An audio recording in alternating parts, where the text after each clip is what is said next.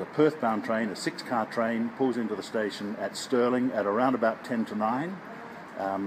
There's a small group of people waiting to get on, including the gentleman who, as he's getting on the train, it would seem that he goes about taking up a position in the doorway, and as he's sort of settling himself into that position, his foot slips, his left leg slips off the edge of the train and between the train and the platform, and he slips down and gets stuck.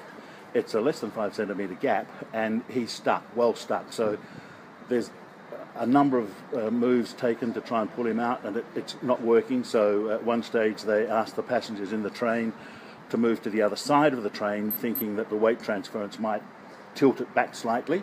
That doesn't work, so then everyone gets off the train, all 6 carriages get off the train and organise themselves with our blokes sort of directing the movements, organise themselves to line up along the side of the carriage, and they set about actually pushing it back, so just rocking the train slightly backwards so that it opens up the gap.